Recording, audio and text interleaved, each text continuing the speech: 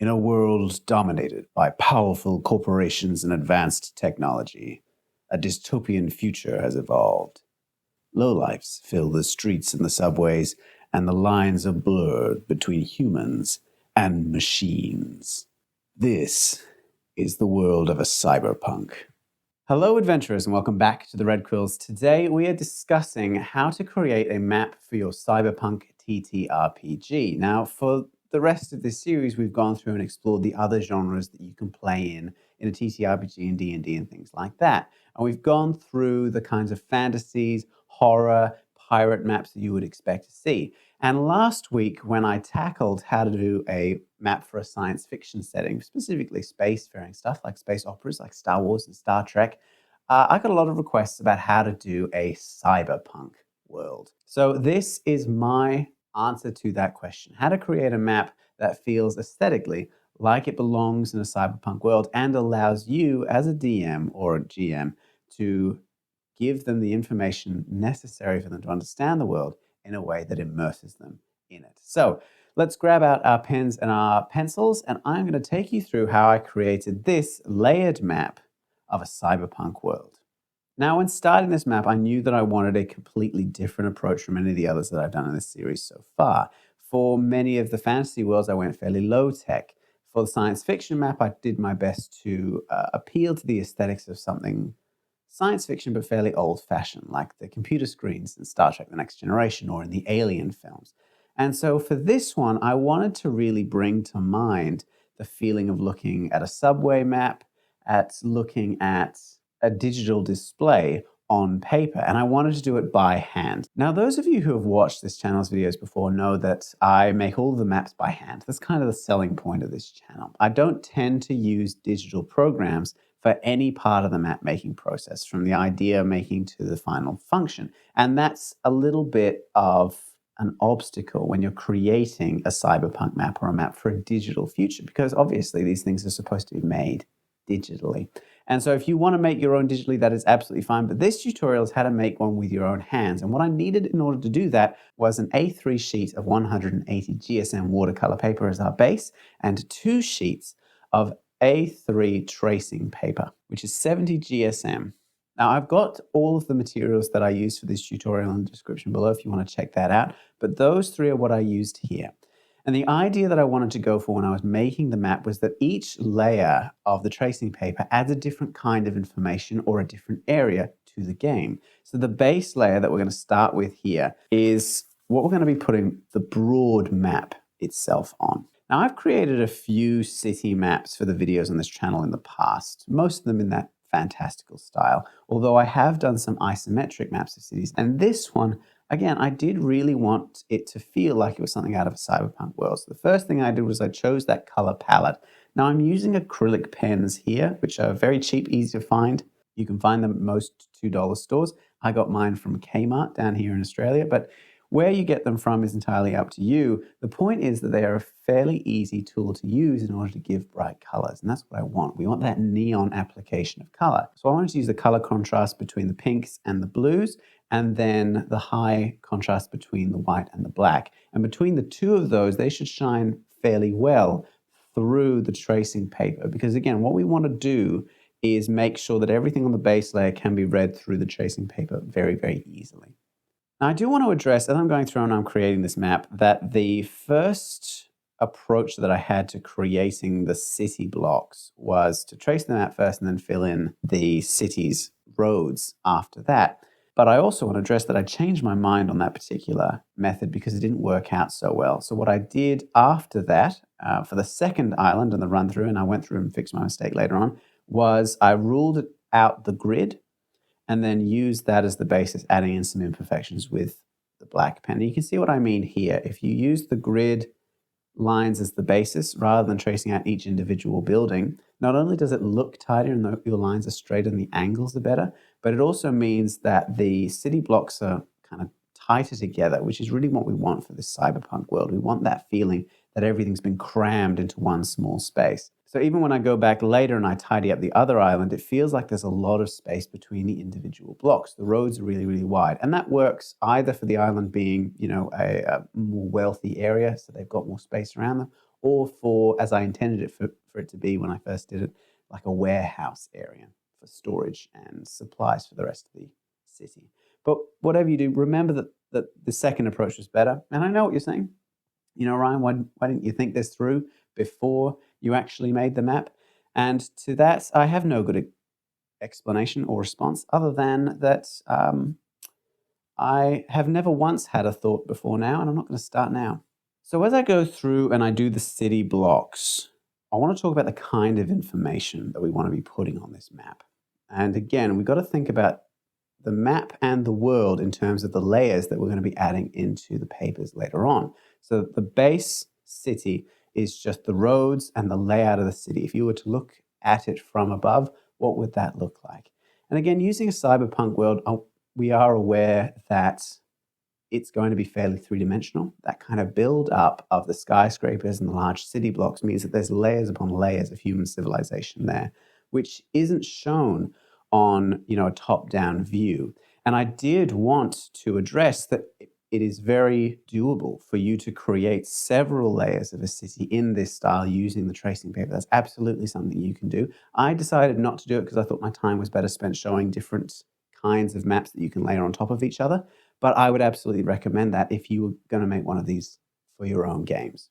That way you can show, the undercity and the overcity, showing the difference between the low lives beneath and the elite above, and that kind of dichotomy between the two of them. But then once we've done that base layer and we know what the footprint of the city looks like, we've got to ask ourselves what exists on the other layers of the map and of the quest as a whole. And you could be literal about that and make it physical layers in the structure of the city. But I thought of it in a couple of other ways. The first was that I wanted to show how you would get around the city. In a dense, built-up city like this, there are a lot of roads, but I'm assuming that our character is, like in most cyberpunk settings, is fairly low down on the socioeconomic food chain and doesn't necessarily have a car of their own. They're going to be relying on taxis, private transportation of their friends or allies, and public transportation. And for that, I thought that a map of the subways and the tram systems throughout the city would be really good. And it would also harken back to one of the inspirations to making the style of this map, which is the Tokyo subway map,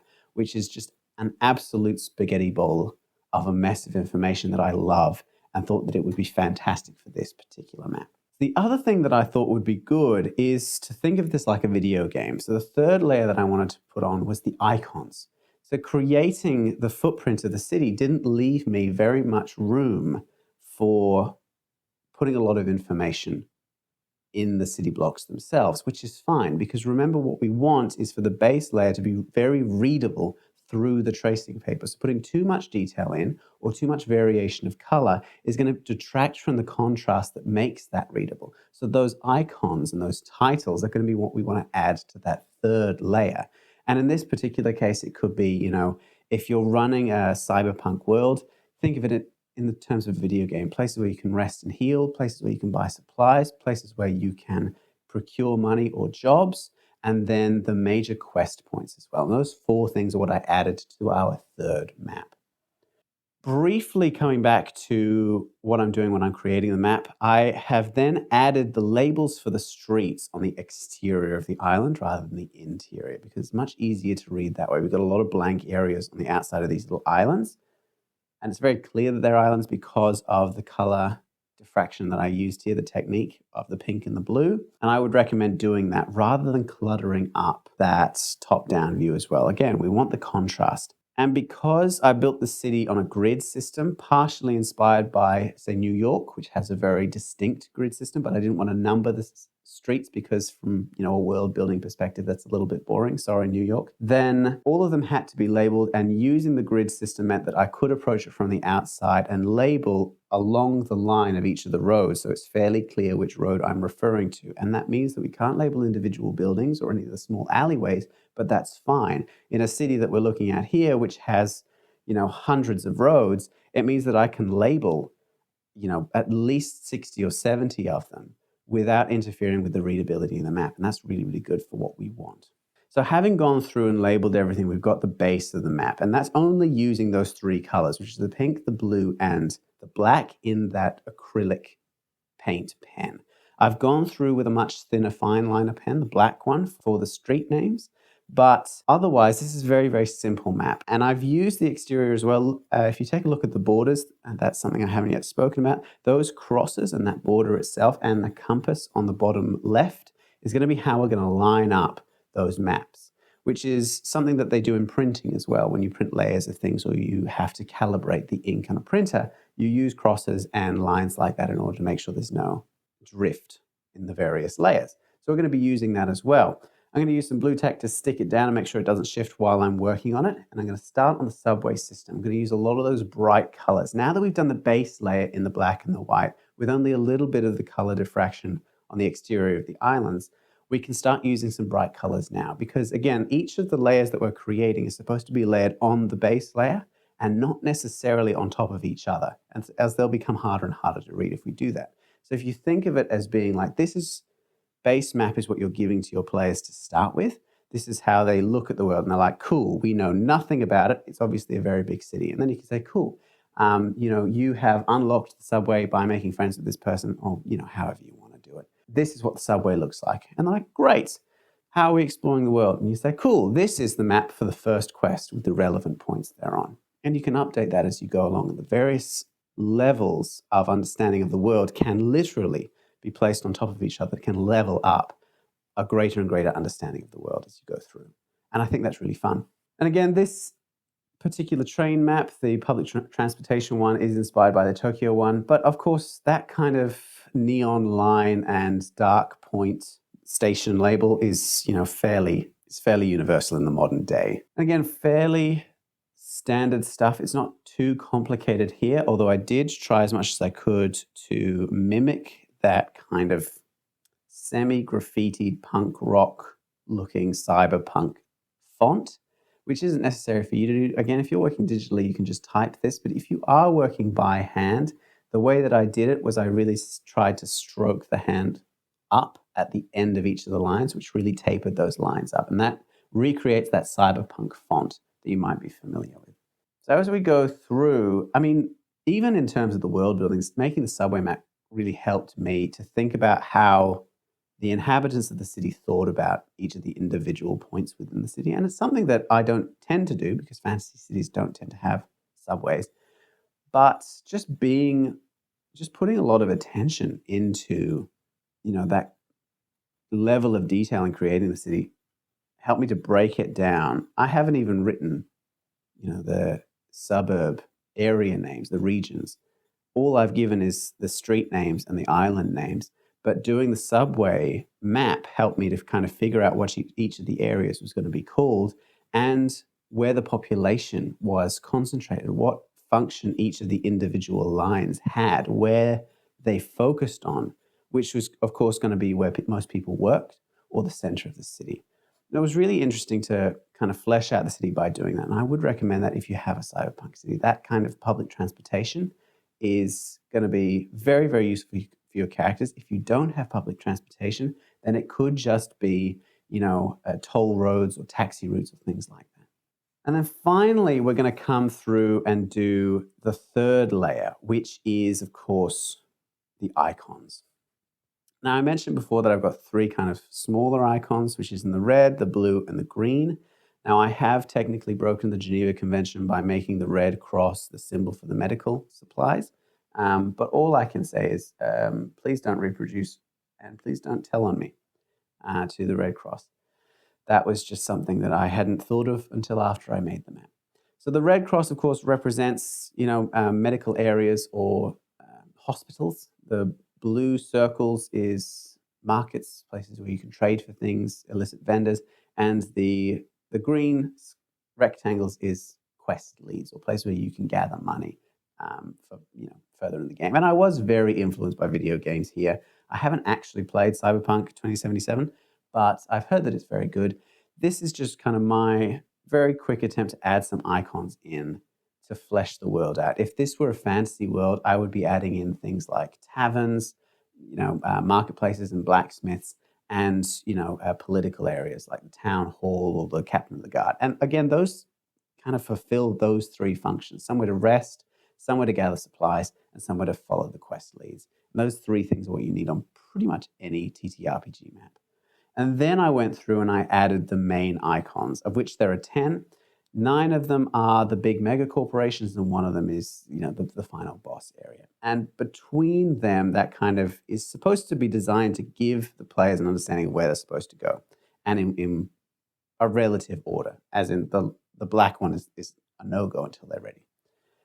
So the idea is that you would give this to them after they've explored a little bit of the world as a sort of a data chip. They've managed to corner a smuggling operation. They want to figure out where people are, being abducted to off the streets. And they hear that a conglomeration of mega corporations is taking people off the streets and experimenting with them. And they need to kind of figure out how that supply chain works and stop it from happening. So they talk to their supplier, who gives them a data chip with a list of 9 corporations and a location of where people are being held. He doesn't give you anything more than that. You need to go and gather some intel, figure out exactly who is on the list, try to work your way around a corrupt law enforcement, and so on. And that's kind of what this map represents. It's that data chip, the places that are significant to the quest. Which finally brings us to the end of the making of this map. It took a little longer than I thought it was going to. I was actually going to do several of these layers, but I've run out of time today. Overall, a lot of the time that I spent was sunk into either detail work on the buildings, on the base map, or on waiting for the paint to dry on the tracing paper, because of course it absorbs the paint differently than the watercolor paper that I'm used to normally does. But those ideas for what you could have on different levels still apply to your own worlds if you want to explore this further. And I've got a few other ideas here as well, if you want to put them into your worlds. Let me know what you think of this, or what you would want me to make for another cyberpunk map in future. I'm, of course, very willing to revisit this idea if people really, really like it. And in the meantime, I will try to hunt down a copy of Cyberpunk 2077 and give it a play so that I actually understand what's happening in the world, because I'm just guessing, really, based on, Blade Runner and The Matrix and other cyberpunk films. And that brings us to the end of this video. Let me know what you think in the comments below, what other genres you want to do. I've got one more in this particular series that I'm going to be doing. Next week, I'm doing a Lovecraftian map to celebrate Halloween, but I might revisit this genre series in the future. It has been fairly popular amongst you. So let me know in the comments what you think, what you would want to see in future, or if you have any issues with this particular map that I can address and discuss, because I would love to. Thank you again to all of my patrons and my YouTube members. It's fantastic to be able to do this, and I couldn't do this without you guys. And without further ado, I will see you next week for my Halloween special. And until then, happy mapping. In a world where people are ruled by machines and a corporate bureaucracy controls everything, convenience takes priority over life. Oh, I don't know about that. What's the opening to Blade Runner?